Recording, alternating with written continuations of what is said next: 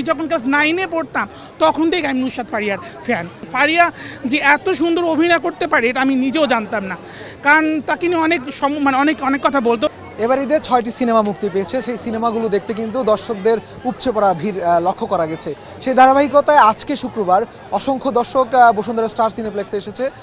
আমাদের সাথে আছে একজন দর্শক, তিনি কিছুক্ষণ আগে জিন 3 সিনেমাটি দেখে বের হয়েছেন। তার কাছে আমরা জানবো কেমন হয়েছে সিনেমা, তার কাছে সিনেমা কেমন লেগেছে। ভাই বলছিলেন যে জিন 3 দেখে বের হয়েছেন, পুরো সিনেমাটি নিয়ে জানতে চাইবো যে কেমন লেগেছে, আপনার কাছে কি দেখেছেন? আমার এই এই এই জিন 3 গল্পটা খুবই ইউনিক লেগেছে, খুব সুন্দর লেগেছে গল্পটা। মানে কোন বিষয়গুলো আসলে আপনাকে বেশি আকর্ষণ করেছে?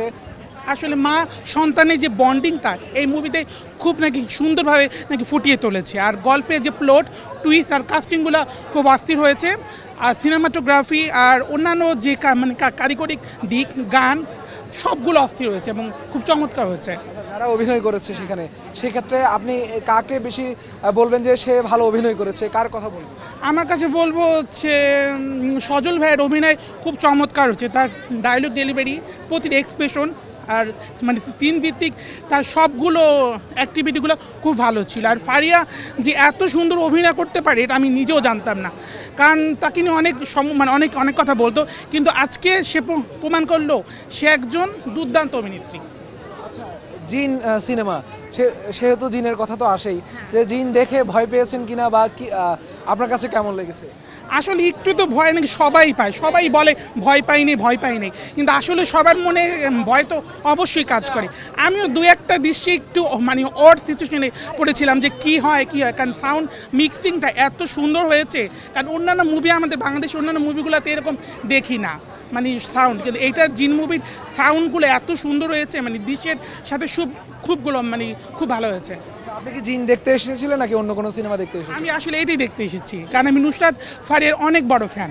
টানা 7মবারের মতো বেস্ট টিস্যু পেপার ব্র্যান্ড হিসেবে স্বীকৃতি পেয়েছে বসুন্ধরা টিস্যু। নুসরাত ফারিয়ার বড় ফ্যান বলছেন, সেক্ষেত্রে আমাদের ক্যামেরার সামনে নুসরাত ফারিয়ার উদ্দেশ্যে কি বলবেন? আমি তার সকল গান, মুভি আর অভিনয়ের খুব বড় ফ্যান। অনেকে অনেক কথা বলে, বাট আমি যখন ক্লাস 9-এ পড়তাম তখন থেকে আমি নুসরাত ফারিয়ার ফ্যান। হয়তো বা তখন সে ছোট ছিল, আমিও ছোট ছিলাম, তো আমি তো ছোটোবেলা থেকেই তার অনেক বড় ফ্যান। তার সাথে আমার একবার এখানে আপনাদের সিনেপ্লেক্সে অন্য একটা মুভিতে তার সাথে আসছিলাম, অনুষ্ঠান দেখা হয়েছিল তার সাথে আমার। এই সিনেমায় জিন 3 সিনেমায় একটি গান ছিল কন্যা গানটি, সেটি আজকে দেখেছেন, সরাসরি সিনেমা সহ দেখেছেন। সেখানে কন্যা গান নিয়ে কি বলবেন এবং এই গানটা পারেন কিনা? আসলে আমি ওরকম গান পারবো না, বাট ওই মুভির এই গানটা দেখে, কারণ এতদিন দেখেছি আমাদের ছোটো স্ক্রিনে, মোবাইল স্ক্রিনে, বাট আজকে বড় স্ক্রিনে গানটা দেখে খুব ভালো লাগছে। আর নুসরাত ফারিয়ার যে এক্সপ্রেশন আর যে অ্যাক্টিং, ডান্সিং তো চমৎকার, তো আমরা জানি। আর অনেক ভালো লাগছে স্ক্রিনে দেখে। নুসরাত ফারিয়াকে কি বলবেন, ওনার সাথে দেখার ইচ্ছে আছে কিনা বা দেখা হলে কি করবেন? আমার সাথে ওনার দেখা হয়েছে একবার, ওনার সাথে আমার 2023 সালে দেখা হয়েছিল, বাট আমি চাই আবার ওনার সাথে অবশ্যই আমার দেখা হবে, কারণ আমি অনেক বড় ফ্যান। তখন শুধু আমি একটা সেলফি তুলেছিলাম, আমি চাই সামনে তার সাথে একটা অটোগ্রাফ নিব, তার অটোগ্রাফ নিব। আপনি কোথা থেকে এসেছেন এবং কাদের সাথে সিনেমা দেখতে এসেছেন? একা এসেছেন নাকি অন্য কেউ এসেছেন? আসলে আমি ঢাকায় এসেছিলাম, একটা গুরুত্বপূর্ণ কাজে আসছিলাম, হুট করে আমার সময় মিলে গেল সিনেমা দেখার জন্য, তখন দেখলাম আজকে এটাই।